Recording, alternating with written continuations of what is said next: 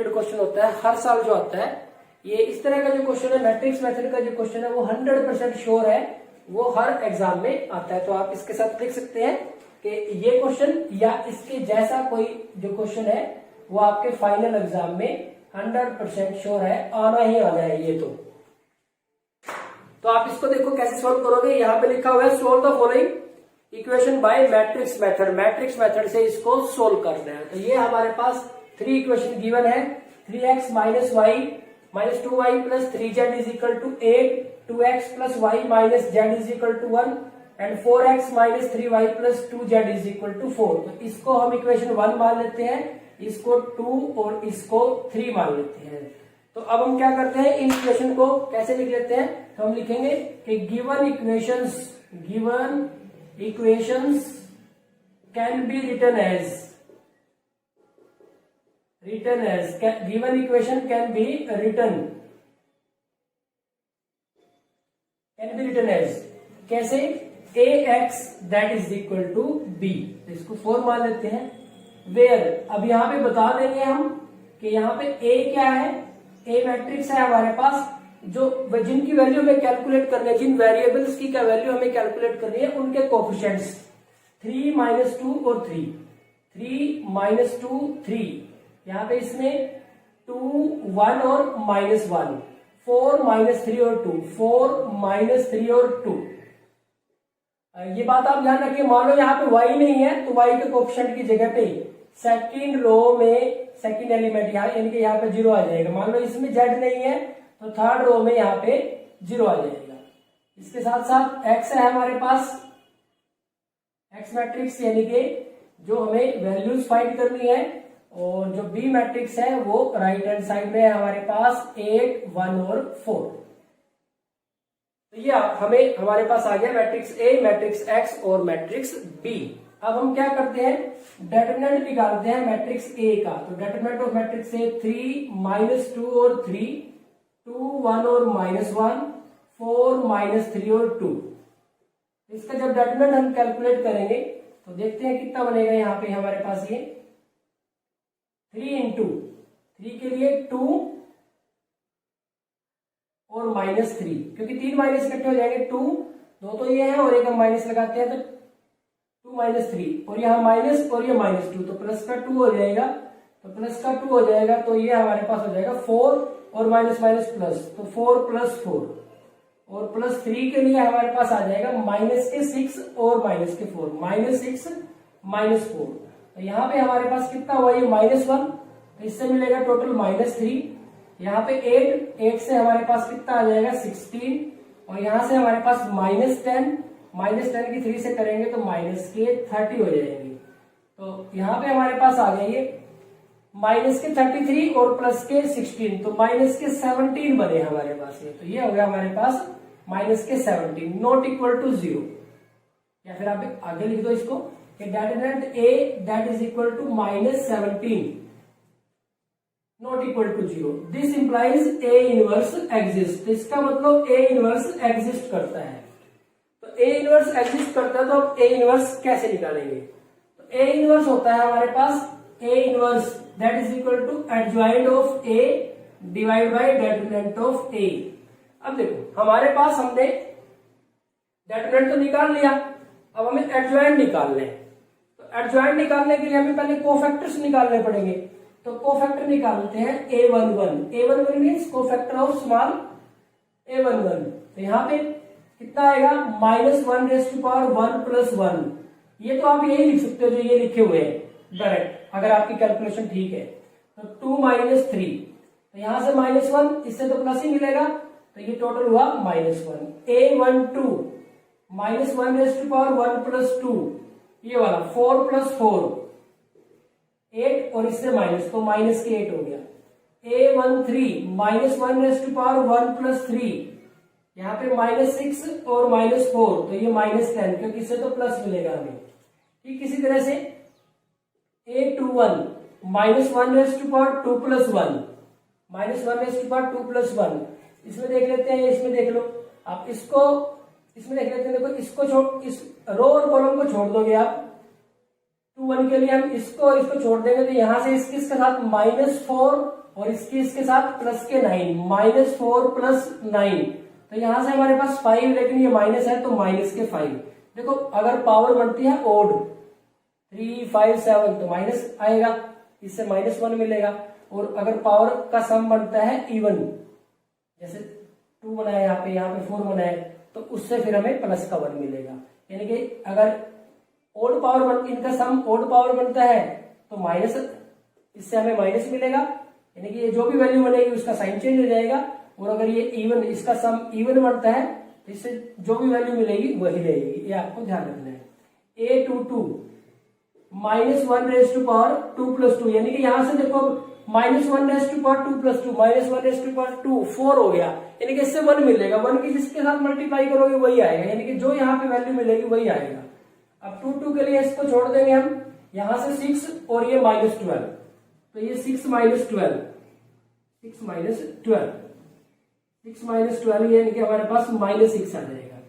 A23 -1 raised to power 2 + 3, यहाँ पे हमारे पास 2, 3 इसके लिए, इसको छोड़ेंगे और इसको छोड़ देंगे, इसको छोड़ देंगे हम, यहाँ पे माइनस के 9 और ये प्लस के 8 हो जाएंगे, -9 और ये प्लस के 8, -9 + 8, यहां से -1 मिलेगा, लेकिन इससे भी -1 है तो ये प्लस का 1 हो जाएगा। ठीक इसी तरह से यहीं पे कर लेते हैं हम, चलो यहां कर लेते हैं। A31 -1 raised to power 3 + 1, तो 3 + 1 के लिए हम इसको और इसको छोड़ देंगे, तो ये आ जाएगा 2, प्लस हो जाएगा 2 और -3, 2 - 3, तो ये -1 है, ये पॉजिटिव है तो -1 ही मिलेगा। A32 -1 raised to power 3 + 2, इसके लिए इसको छोड़ देंगे और इसको छोड़ देंगे, यहाँ पे हमें मिल गया -3 और ये -6, -3 - 6, तो -9 से प्लस का 9 हो जाएगा। A33 -1 raised to power 3 + 3, तो ये यहां से इसके साथ आ जाएगा 3 और माइनस प्लस हो जाएगा, क्योंकि -4 बनेंगे तो 3 + 4 हो जाएगा ये, तो ये 7 हो गए, ये पॉजिटिव है, हमारे पास 7 ही आ गया, तो ये हमारे पास कोफैक्टर्स आ गए। अब हम लिखेंगे एडजॉइंट। अब हम लिख सकते हैं कि adjoint of A that is equal to cofactors A11, A12, A13, A21, A22, A23, A31, A32, A33, its transpose. तो वैल्यूज अब हम इसके अंदर रख देंगे। इसके अंदर जब हम वैल्यू रखेंगे तो यहां से ये हमारा सेक्शन सी चला हुआ है, यहां पे लिख देते हैं सेक्शन सी। तो यहाँ पे हमारे पास वैल्यूज अब रखेंगे, तो ये है हमारे पास -1, -8 और -10, -1, -8, -10। नेक्स्ट है हमारे पास -5, -6 और 1। नेक्स्ट है हमारे पास -1, -9 और 7। तो ये हमारे पास वैल्यूज आ गई। अब प्यारे बच्चों यहाँ पे स्टूडेंट क्या गलती करते हैं, ट्रांसपोज करना भूल जाते हैं। अब इसका ट्रांसपोज करना बाकी है, इसका ट्रांसपोज करेंगे, रो और कॉलम को इंटरचेंज कर देंगे। तो फर्स्ट रो को फर्स्ट कॉलम बना देंगे -1, -8, -10, सेकेंड रो को सेकेंड कॉलम -5, -6 और 1। नेक्स्ट है -1, 9 और 7। तो ये हमारे पास एडजॉइंट ऑफ A आ गया। दिस इंप्लाइज, अब हम लिखेंगे A inverse. A inverse is क्या था, adjoint of A divide bye determinant of A। Determinant A हम आगे लिख देते हैं, कितना है हमारा, तो ये हम 1 डिवाइड बाय -17, क्योंकि डिवाइड में देखो इसके डिवाइड में लिखेंगे तो अजीब सा लगेगा ना, तो इसको आगे लिख दिया और साथ में इसके लिख दिया एडजॉइंट। -1, -5, -1, -8, -6, 9, -10, 1 और 7। तो अब ये हमारे पास क्या आ गया, A इनवर्स आ गया। हमने क्या किया, इस फॉर्मूले में वैल्यू पुट कर दी, 1 डिवाइड बाय डेटर्मिनेंट A आगे की तरफ लिख दिया और ये एडजॉइंट ऑफ A लिखा। अब इनवर्स आ गया, तो अब इसको आगे सोल्व करेंगे हम, यानी कि अब हम क्या करेंगे, सॉल्यूशन फाइंड करेंगे। Now solution of equation 4 is x is equal to A inverse B। तो इसका जो सॉल्यूशन है वो क्या हुआ, A inverse B। Pre multiply by A inverse, A inverse से प्री मल्टीप्लाई कर दिया, ए इनवर्स ए कैंसिल हो गया, आइडेंटिटी आ गया, आइडेंटिटी के एक्स के साथ करेंगे तो एक्स ही आ गया, यहाँ पे ए इनवर्स बी बन गया। तो ऐसे हो गई हमारे पास। अब x is equal to A inverse -1 divide by 17, -1 -5 -1 -8 -6 9 -10 1 और 7 और b है हमारे पास 8 1 और 4, ये आ गया हमारे पास। अब हम इसमें क्या करेंगे, इनकी मल्टीप्लाई कर देंगे, इधर से इस तरह से और इधर से इस तरह से, इसकी मल्टीप्लाई हम कर देते हैं। अब यहां से अब हम मल्टीप्लाई कर देते हैं। अब देखो -1 की और 8 की करेंगे तो ये माइनस के 8 हो जाएंगे। नेक्स्ट इधर से आगे चलेंगे तो इधर से भी आगे चलेंगे, -1 और -5 और 1 की करेंगे तो -5 हो जाएंगे, और -1 की और 4 की करेंगे तो ये -4 हो जाएंगे। अब देखो फर्स्ट रो कंप्लीट होगी। अब सेकंड रो पे आएंगे तो यहाँ पे नीचे आ जाएंगे। इसकी स्क्रैप करेंगे तो -8 की और 8 की करेंगे तो -64, -6 की और 1 की करेंगे तो -6, 9 की और 4 की करेंगे तो +36 आ जाएंगे हमारे पास। नेक्स्ट -10 की और 8 की करेंगे तो -80 हो जाएगा। यहां से आगे चलेंगे 1 की और 1 की करेंगे तो +1 हो जाएगा, 7 की और 4 की करेंगे तो 28 हो जाएगा। अब यहां से हमारे पास देखो हमें क्या मिला, एक हमने मिस्टेक कर दी छोटी सी कि ये तो साथ में ही चलेगा ना, -1/17, ये 1 आगे लिख दिया और -17 लिख दो या माइनस आगे लिख दो, एक ही बात है। यहाँ पे मुझे थोड़ा सा और एडजस्ट करना पड़ेगा, चलो मैं यहाँ लिख देता हूँ, एक ही बात आगे लिख दें, यहाँ पे लिख दें, एक ही बात है। अब यहाँ पे लिख लेते हैं -1 डिवाइड बाई 17। अब देखो ये कितने बने हैं हमारे पास, ये हो गए -8 -5 और -4, तो ये -17 हो गए। अब यहां से हमारे पास ये हो गए -64 -6 और +36, तो +30 रह जाएंगे। और देखो -6 और +36 से +30 और इसमें से 30 और माइनस कर देंगे तो ये -34 आ गया। नेक्स्ट यहाँ पे +29 है, अगर 30 होता तो ये 50 होता, तो ये -51 रहेंगे। अब देखो ये हमारे पास x था क्या हमारे पास, ये है XYZ, और जब मैं इस माइनस इसको अंदर लेके जाऊंगा तो देखो ये 17 से डिवाइड हो जाएंगे, माइनस है हमारे पास, माइनस भी है, माइनस अंदर चला गया तो प्लस के हो गए, और 17 से डिवाइड हुए हमारे पास ये, तो माइनस माइनस तो प्लस हो गया, 17 डिवाइड बाई 17, 34 डिवाइड बाई 17 और 51 डिवाइड बाई 17, तो ये हमारे पास कैंसिल हो गया, आ गया 1 2 और 3, ये माइनस सबके लिए प्लस हो गया और ये 17 से डिवाइड हो गया। This implies x is equal to 1, y is equal to 2 और z इज इक्वल टू 3, तो ये हमारे पास इसका आंसर आ गया। अब प्यारे बच्चों ये 6 मार्क्स का क्वेश्चन है और इसमें गलती की काफी गुंजाइश रहती है, कहीं भी आपके कोई साइन में मिस्टेक होगी तो सारा क्वेश्चन आपका मतलब आप आंसर आपका मैच नहीं हो पाएगा, आपका 1 या 2 अंक कट जाएगा उसमें। तो आपको ध्यान रखना है कि इसकी वेरिफिकेशन करिए, वेरिफिकेशन ये आप रफ वर्क में करना चाहते हो, जहां भी आप रफ वर्क कर रहे हो वहां पे कर सकते हो, और अगर मेन पे जहां पे आपने क्वेश्चन किया जैसे मैं ये कर रहा हूं ठीक इसी तरह से करना चाहो तो ये भी कर सकते हो, इसमें भी कोई बुराई नहीं है। हमने लिखी कोई भी एक इक्वेशन उनमें से लिख लो, कोई भी एक हमने लिख लिया 3x, फर्स्ट ही ले लिया हमने -2y + 3z that is equal to 8, और इसमें ये वैल्यू पुट करके देख लो, ट्रू आना चाहिए। x की जगह पे 1 पुट किया तो 3 बने, y की जगह पे 2 पुट किया, 2 की 2 के साथ तो -4, z की जगह पे 3 पुट किया तो ये प्लस के 9 दैट इज इक्वल टू 8, 3 और 9 12 - 4 8 इज इक्वल टू 8, ट्रू। तो इसका मतलब जो ये हमारा आंसर है वो बिल्कुल सही है। तो इस तरह से आपको वेरिफिकेशन जरूर करनी है, आप इनमें से कोई सी भी एक इक्वेशन ले सकते हैं, आप रफ वर्क में करें या फिर जहां पे आपने क्वेश्चन किया वहां पे भी आप कर सकते हैं, इसमें कोई प्रॉब्लम नहीं है।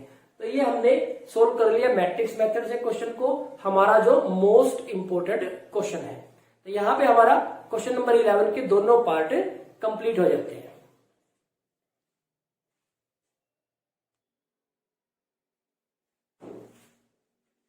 चलिए बच्चों, ठीक इसी तरह से अगर हम बात करें क्वेश्चन नंबर 12 की, तो ये भी हमारा मोस्ट एक्सपेक्टेड क्वेश्चन है। हमें पता है कि यहाँ से इस टाइप का ही क्वेश्चन आता है, तो बिल्कुल सेम सैंपल पेपर में भी ऐसा ही दिया हुआ है।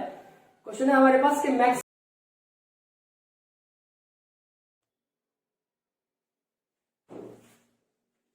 चलिए बच्चों, ठीक इसी तरह से अगर हम बात करें क्वेश्चन नंबर 12 की, तो ये भी हमारा मोस्ट एक्सपेक्टेड क्वेश्चन है। हमें पता है कि यहाँ से इस टाइप का ही क्वेश्चन आता है, तो बिल्कुल सेम सैंपल पेपर में भी ऐसा ही दिया हुआ है। क्वेश्चन है हमारे पास कि maximise z is equal to 7x plus 6y subjected to the constants. Condition दी हुई है x plus 2y is less than equal to 50, 2x plus y is less than equal to 40, x is greater than equal to 0, y is greater than equal to 0। तो maximise means हमें इसकी maximum value find करनी है function की। तो इसके solution की अगर हम बात करें, तो यहाँ पे हमारे पास गिवन जो फंक्शन है हमारा वो है z is equal to 7x plus 6y। तो ये हमारे पास फंक्शन है 7x प्लस 6y, और कंडीशंस गिवन है x plus 2y is less than equal to 50, इसको हम 1 मान लेते हैं। ठीक इसी तरह से 2x plus y is less than equal to 40, इसको हम 2 मान लेते हैं। Next x is greater than equal to 0, 3, और y is greater than equal to 0, 4। तो सबसे पहले हमें इसका ग्राफ प्लॉट करना पड़ेगा। इन इक्वेशंस के कोरिस्पोंडिंग, इन कंडीशंस के, इन कॉन्स्टेंट्स के कोरिस्पोंडिंग हमें क्या करना पड़ेगा, ग्राफ प्लॉट करना पड़ेगा, और फिर उसके बाद कॉर्नर पॉइंट मेथड से इसका मैक्सिमाइज या मिनिमाइज हमें कैलकुलेट करना पड़ेगा। तो प्यारे बच्चों, आप अगर देखें इसको, तो यहां से इसका ग्राफ बनाने के लिए हम पहले इसको सिंपल इक्वेशन में कन्वर्ट कर लेते हैं। यहाँ पे हम लिख देते हैं x plus 2y is equal to 50, इसी तरह से यहाँ पे 2x plus y is equal to 40, और यहाँ देखो x is greater than equal to 0 और y is greater than equal to 0 है। तो इसका जो मीनिंग है, यानी कि आपका जो फिजिबल रीजन होगा वो कहाँ आएगा, फर्स्ट क्वाड्रेंट के अंदर आएगा। फर्स्ट क्वाड्रेंट हमेशा x is greater than equal to 0, y is greater than is equal to 0, x is greater than equal to 0, y is greater than equal to 0। इसका meaning है जो आपका फिजिबल रीजन होगा, जो कॉमन रीजन होगा, वो कहाँ आएगा, फर्स्ट क्वाड्रेंट में आएगा। अब ये तो पता चल गया कि फर्स्ट क्वाड्रेंट में आएगा, इन कंडीशंस की वजह से वो और कम हो जाएगा जो फिजिबल रीजन है। अब देखते हैं इसमें, यहाँ पे हमें पॉइंट्स कैलकुलेट करने हैं, तो पॉइंट्स के लिए हम क्या करते हैं, एक बार x को 0 मान लेते हैं। When x is equal to 0, तो यहाँ पे 2y इज इक्वल टू 50, तो यहां से जब हम इसको सोल्व करेंगे तो y is equal to 50 divide by 2 यानी कि 25 आ जाएगा। तो पॉइंट आ गया हमारे पास 0 और 25। ठीक इसी तरह से when y is equal to 0, y 0 रखेंगे तो x इज इक्वल टू 50 आ जाएगा। तो यहाँ पे पॉइंट आ गया 50 और 0। ध्यान रखें 0 50 मत लिख देना, ये y है तो y कोऑर्डिनेट पे ही आएगा, x पहले आएगा फिर y आएगा। तो 2 ही पॉइंट चाहिए होते हैं हमें किसी भी लाइन को प्लॉट करने के लिए, वो हमें मिल गए हैं। ठीक इसी तरह से हम इसको भी अगर सोल्व करें तो इसके लिए देख लेते हैं, इसके लिए हमें क्या मिलेगा। यहाँ पे हम लिख देते हैं कि when x is equal to 0, तो y इज इक्वल टू 40 मिल गया हमें सीधा ही, तो 0 और 40 हमें पॉइंट मिल गया। ठीक इसी तरह से when y is equal to 0, तो हमें मिल जाएगा 2x इज इक्वल टू 40 और x इज इक्वल टू 20, तो यहाँ पे हमें पॉइंट मिल जाएगा 20 और 0, पहले x का और फिर y का। तो हमें इसको प्लॉट करने के लिए 2 पॉइंट ही चाहिए थे, वो हमें मिल गए हैं। अब आप देखिए इसका प्लॉट अगर हम बनाते हैं, कंस्ट्रक्शन इसका ग्राफ बनाने के लिए हम देखो क्या करते हैं। अब आप देखेंगे हमारे पास जो पॉइंट्स है 0, 25, 50, 40, 20 है। तो आपकी मर्जी आप स्केल किस तरह से लेते हैं। मुझे ऐसा लगता है कि 10 का स्केल ले लेना चाहिए और उसमें फिर हम बीच में हमारा 5 आ जाएगा, तो हम स्केल ले लेते हैं 10 का। तो यहां से हम ले लेते हैं 10, 20, 30, 40 और ये 50। यहाँ पे x हो गया, ये x डैश हो गया, -10, -20, -30, -40 और -50। यहाँ पे 10, 20, 30, 40 और 50। यहाँ पे -10, -20, -30, -40 और -50। तो अब हम इसके लिए प्लॉट करके देखते हैं कि हमें इससे क्या मिलेगा। x0 y is 25, x0 y 25 यहाँ पे होगा 20 और 30 के बीच में, x50 y 0 ये हो गया हमारे पास। तो हम इसको इसके साथ मिला देते हैं, तो यहां से हम इसको मिला देते हैं और आप इस पे क्या करें 1 लिख दे, इस पे हम लिख देते हैं 1। आप स्केल के साथ कर लें इसको, थोड़ा सा ज्यादा बेटर रहेगा। अब ठीक इसी तरह से हम इसके लिए करते हैं। इसमें हमारे पास x कितना है, x 0 है तो y 40 है, यहाँ पे ये पॉइंट है हमारे पास, और x 20 है तो y 0 है, x 20 है तो y 0 है।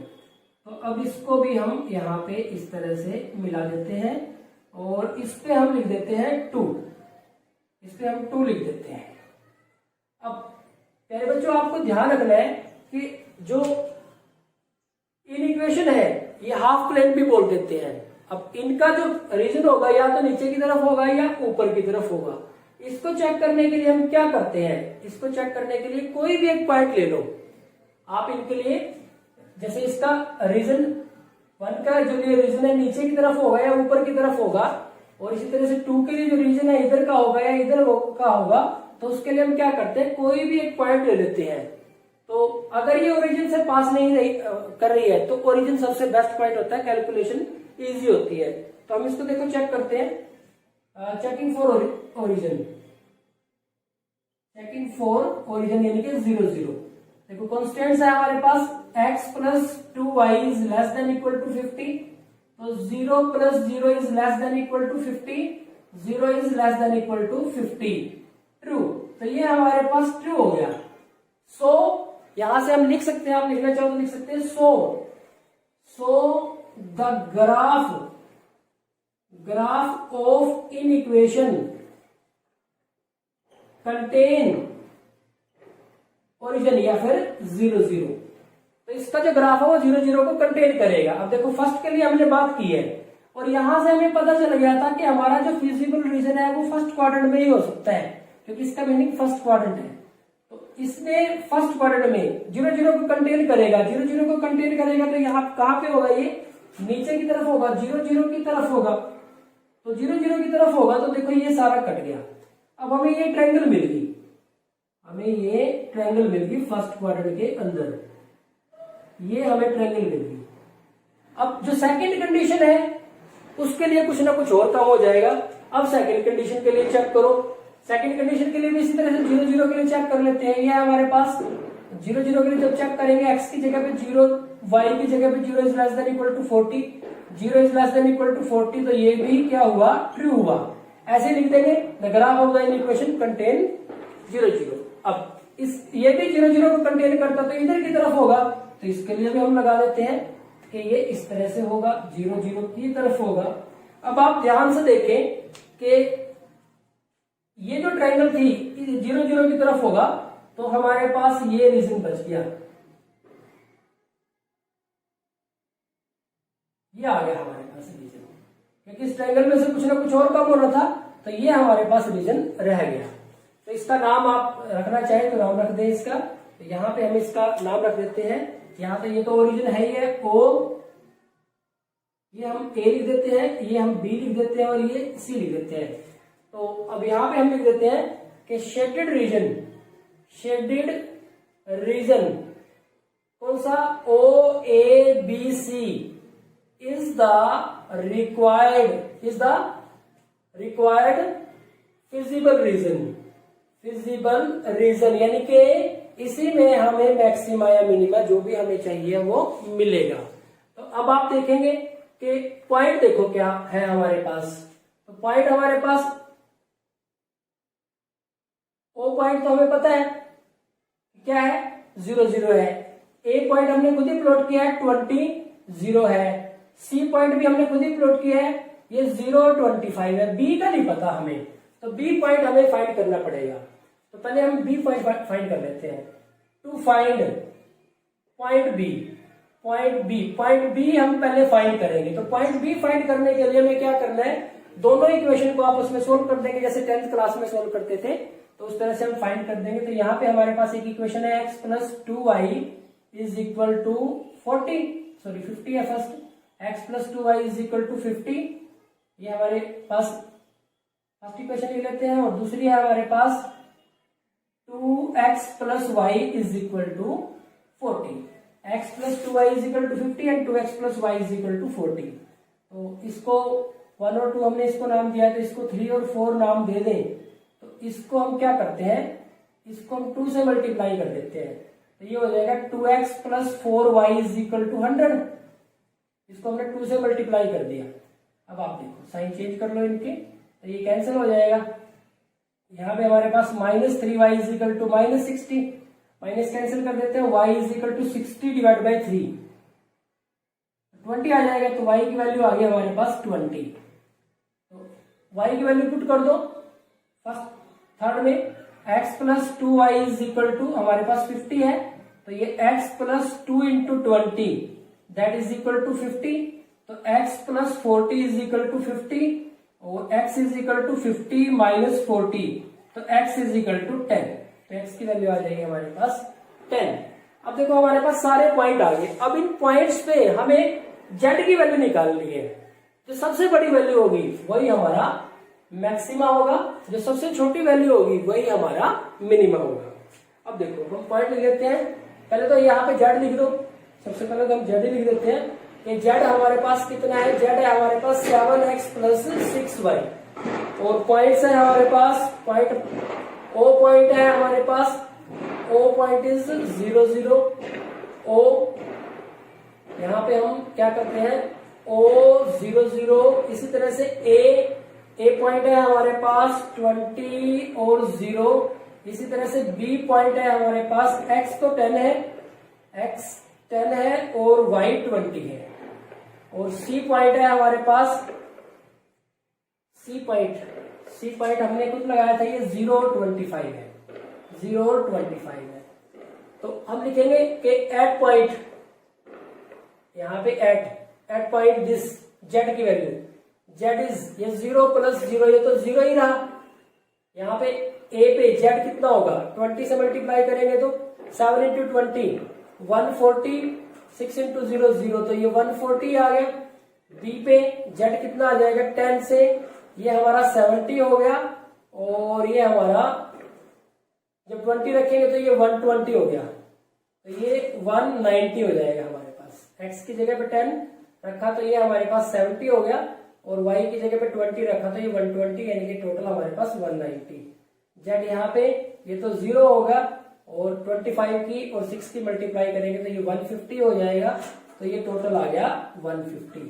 अब हमसे पूछा गया मैक्सिमाइज यानी कि मैक्सिमम वैल्यू देख लो आप क्या है इसकी, तो मैक्सिमम वैल्यू 0 140 190 150, तो ये हमें मिली है मैक्सिमम वैल्यू। तो हम लिख देंगे कि maximum value of z that is equal to कितनी 190 at x is equal to 10 and y is equal to 20। तो प्यारे बच्चों ये हमारे पास इसका आंसर आ गया। तो देखो ये 9 डिवाइड बाई, इसकी बात कर रहा हूं, इसको आप 9 इंटू 19 लिखें, तो 9 और ये 3 रूट 19, इसके साथ इसको कैंसिल करेंगे, 3 को कैंसिल करेंगे तो 3 डिवाइड बाई रूट 19 यूनिट्स। तो इसका एक आंसर ये भी हो सकता है। तो आपको इस तरह से ध्यान रखना है, आंसर्स में कंफ्यूज नहीं होना है। तो प्यारे बच्चों ये हो गया हमारे पास question number 9।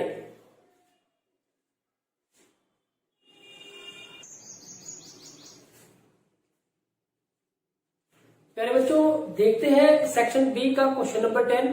Once again most important question, 100% sure ये जो क्वेश्चन है ये भी आपके एग्जाम में 100% एज इट इज या फिर इसके जैसा बेस थ्योरम पे कोई क्वेश्चन आपके एग्जाम में 4 मार्क्स के लिए जरूर आएगा। तो देखते हैं इसको। इसमें कहा गया है a factory has 2 machines A and B. A factory has 2 machines A and B. A produces 60% and B 40% of the total output. उसके बाद 2% of the machine A and 1% of the machine B are defective. 2% machine A की और 1% machine B की defective है। If one item is chosen at random from the output and is found to be defective, जो कि कैसी मिली? Defective. Find the probability that it was produced by machine A. अगर वो कहता कि find the probability that the item is defective, फिर तो ये क्वेश्चन होता लॉ ऑफ टोटल प्रोबेबिलिटी का। अब ये कह रहा है कि found defective, what is the probability that it was produced by machine A, कि ये मशीन ए की है डिफेक्टिव आइटम। तो इसका मतलब ये बेस थ्योरम का क्वेश्चन है। अब देखो पहले बच्चों इसको कैसे सोल्व करेंगे। अब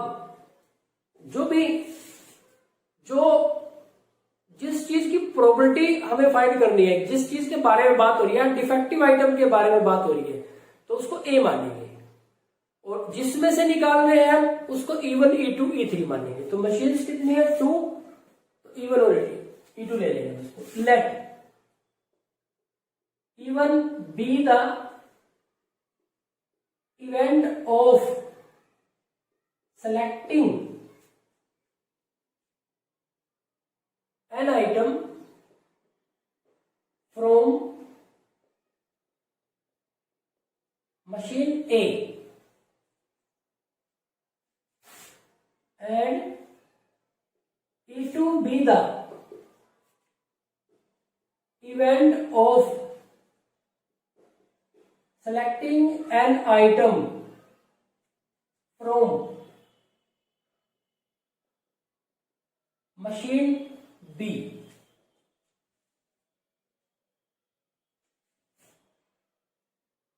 and A be the event of selecting defective, क्या चीज है? Total output 1%, selecting defective item, defective item. यहां पे आमतौर पे क्या कहता है, बोल्ट वगैरह या कुछ भी आइटम का नाम नहीं देते हैं, यहाँ पे सीधा ही आइटम ही बोला गया है। तो E1 हमने इवेंट मान लिया कि जो आइटम चूज किया वो मशीन ए से है, E2 हमने मान लिया कि बी से है, और ए मान लिया कि वो डिफेक्टिव आइटम है। अब आपको इनकी प्रोबेबिलिटीज निकालनी है। यहां पे दिस इंप्लाइज P E1 है मशीन ए से, जो वो आइटम प्रोड्यूस है वो मशीन ए की है, तो ए कितने परसेंट प्रोड्यूस कर रहे हैं? 60%। तो ये हो गया 60 डिवाइड बाय 100। तो आप इसको कैंसिल कर ले, एक जीरो ही कैंसिल कर लेगा, क्योंकि आपको फिर एलसीएम में दिक्कत नहीं आएगी आगे। PE2 ये हमारे पास 40% है, तो 40 डिवाइड बाय 100 यानी कि 4 डिवाइड बाय 10। अब PA by E1 conditional probability,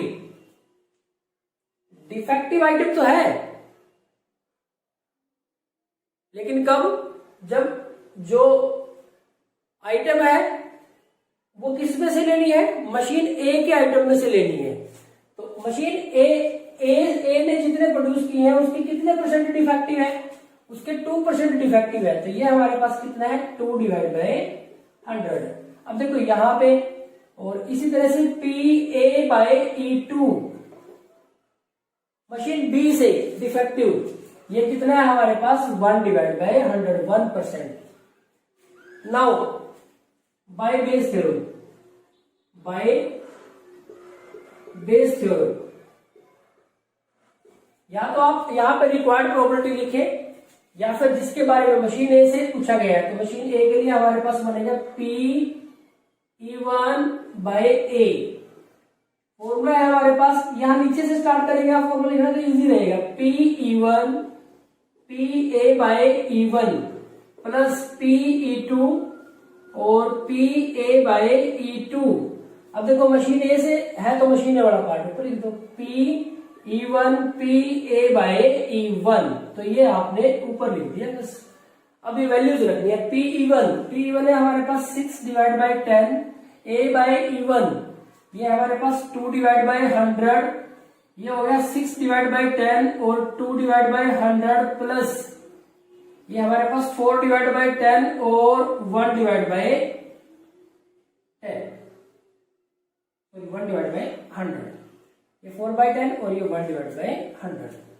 अब आप देखेंगे इसको लिख देंगे, ये हमारे पास कितना हो गया, ये हो गया 12 डिवाइड बाई 1000। कैंसिल नहीं करेंगे क्योंकि इसका एक बेनिफिट हमें नीचे मिलेगा। 12 divide by 1000 plus 4 divide by 1000, यहां से 12 डिवाइड बाई 1000, इसका एलसीएम 1000 आ गया, तो ये 12 प्लस 4 यानी कि 12 डिवाइड बाई 1000 और ये 16 डिवाइड बाई 1000, तो ये कैंसिल हो जाएगा। तो ये 12 डिवाइड बाई 16, 4 पे कैंसिल करेंगे 3 और ये 4, तो ये आ जाएगा हमारे पास 3/4, तो ये इसका आंसर आ जाएगा। तो प्यारे बच्चों ये हो गया हमारे पास क्वेश्चन नंबर 10। सेक्शन बी में हमारे पास 4 ही क्वेश्चन थे, तो ये हमारा 4th क्वेश्चन था। सेक्शन बी में जो क्वेश्चन नंबर 9 है और जो क्वेश्चन नंबर 10 है, ये तो हमारे पास मोस्ट इंपोर्टेंट क्वेश्चन हो गए दोनों। अगर हम क्वेश्चन नंबर 7 और 8 की बात करें तो 7 भी मोस्ट इंपोर्टेंट है। 8th में बहुत सारे क्वेश्चन बनते हैं 8th के लिए, यानी कि एप्लीकेशन ऑफ इंटीग्रल में बहुत सारे क्वेश्चन बन सकते हैं, वहां तक के तौर पे नहीं कहा जा सकता। लेकिन क्वेश्चन नंबर 9 और 10 तो ऐसे हैं, ये तो श्योर है, दोनों आने ही आने हैं 100%। क्वेश्चन नंबर 7 भी मतलब बहुत ज्यादा चांसेस है इसके आने के। जो क्वेश्चन नंबर 8 है एप्लीकेशन ऑफ इंटीग्रल से, इसकी आप थोड़ी सी ज्यादा तैयारी करें कि इसमें वैरायटी बहुत ज्यादा है क्वेश्चंस में। तो प्यारे बच्चों ये हो गया हमारे पास सेक्शन बी।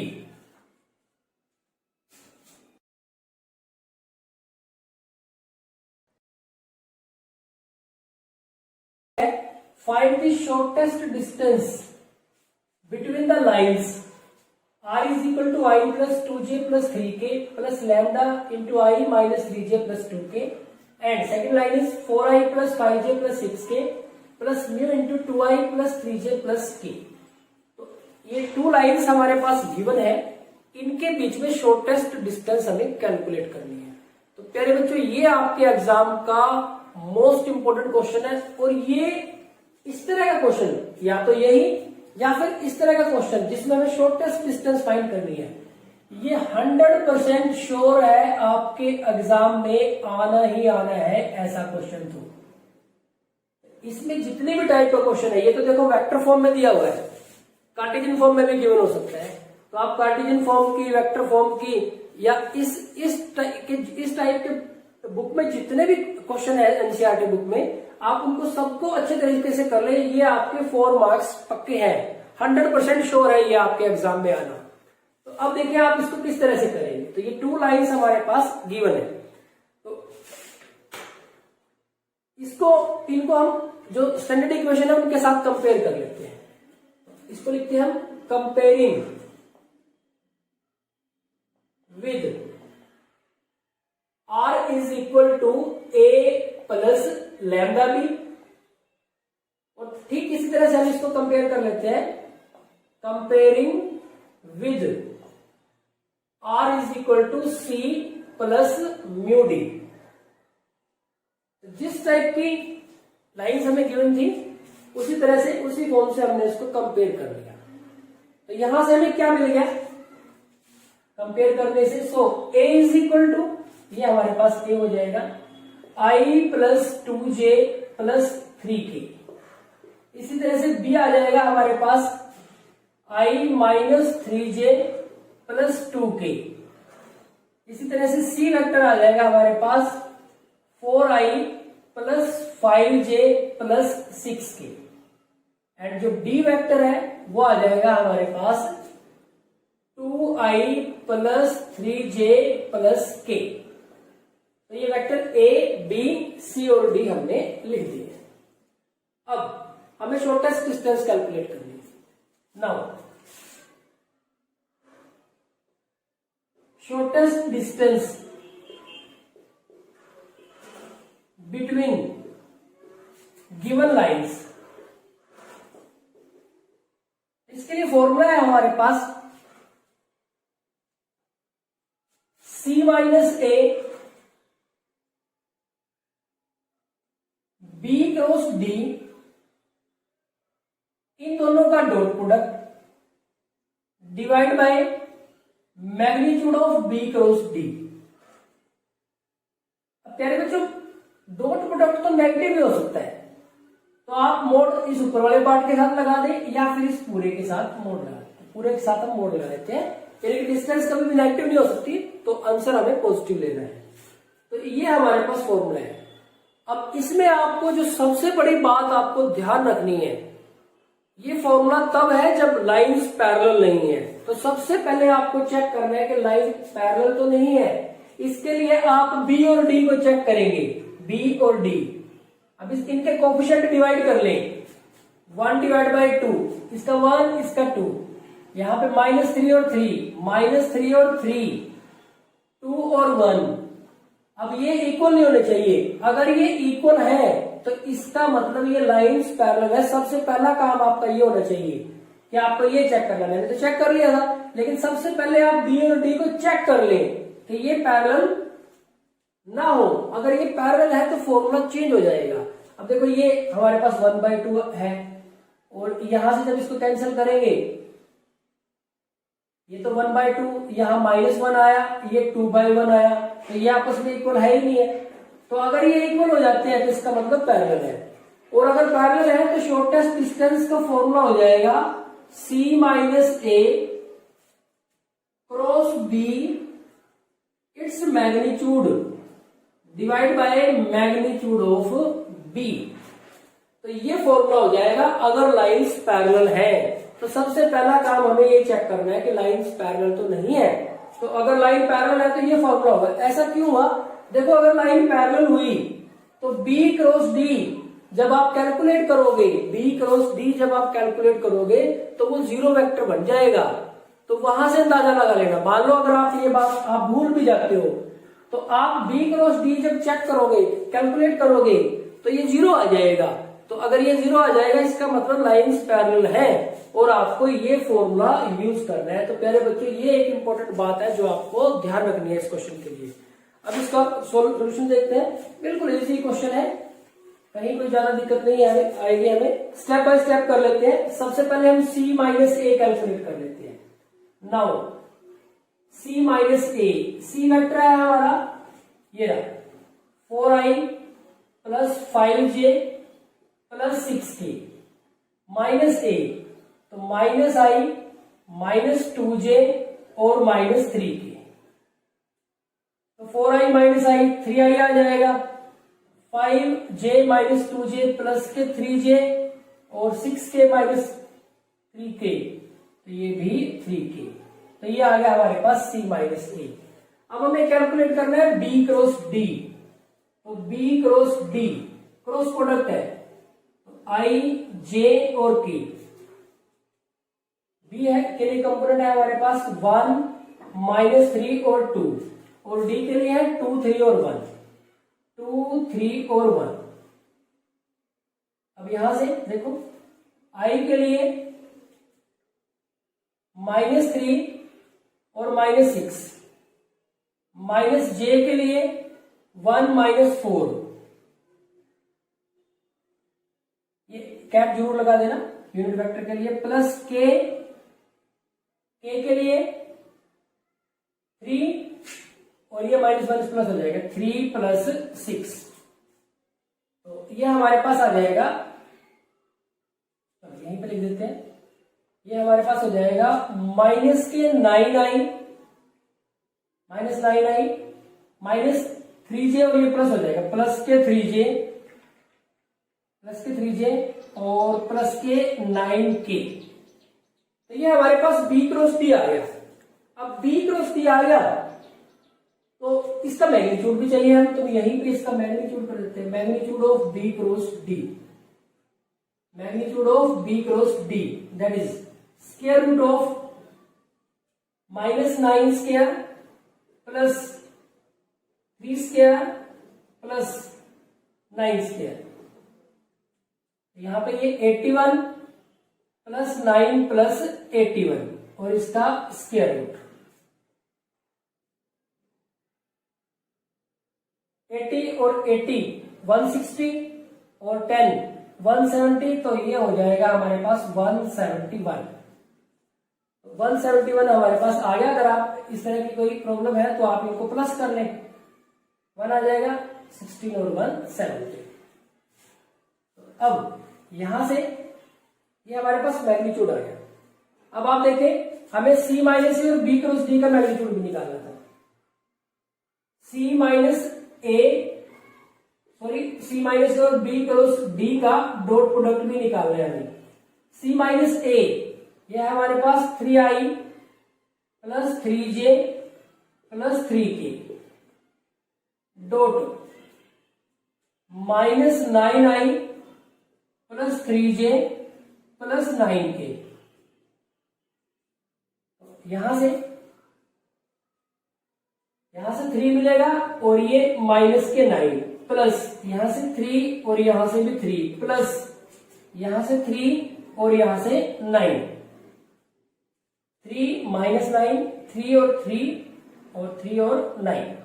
यहां से हमारे पास आ गया माइनस के 27 प्लस के 9 और प्लस के 27, तो ये कैंसिल हो जाएंगे, तो ये हमारे पास आ गया 9। तो सारी वैल्यूज आ गई अब हमारे पास। 9 इसको 9 shortest distance between given lines, that is equal to C minus A और B क्रॉस D, इनका डॉट प्रोडक्ट आया 9 divide by magnitude of B cross D 171। अब यहां से इसका मोड, ये तो पहले ही पॉजिटिव था, तो यहां पे 9 डिवाइड बाई रूट 171। अब देखो आप ये यहां पे आंसर लिख सकते हो, आप यूनिट्स लिख के इसका आंसर लिख सकते हो, और आप अगर रैशनलाइज करना चाहो तो रैशनलाइज कर सकते हो। तो यहां पे आ गया 9 रूट 171 और डिवाइड बाई रूट 171 की रूट 171 के साथ करेंगे तो 171 हो जाएगा। अब ये 9 पे कैंसिल हो जाएगा, 9 1 जा 9, 9 1 जा 9 और 8 और ये 81 से 9, तो यहां पे आ गया हमारे पास ये रूट 171 डिवाइड बाई 19।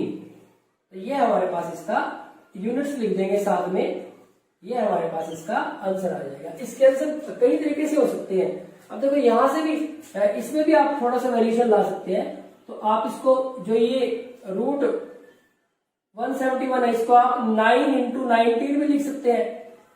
आप इसको 9 इंटू, क्योंकि जब हमने 9 पे कैंसिल किया तो 19 आ गया, डिवाइड बाय 19 है ये हमारे पास। यहां पे हमारे पास 19 है, इससे हमारे पास 3 मिला, ये रूट 19 है और डिवाइड बाय 19 यूनिट्स। तो एक आंसर इसका ये भी हो सकता है।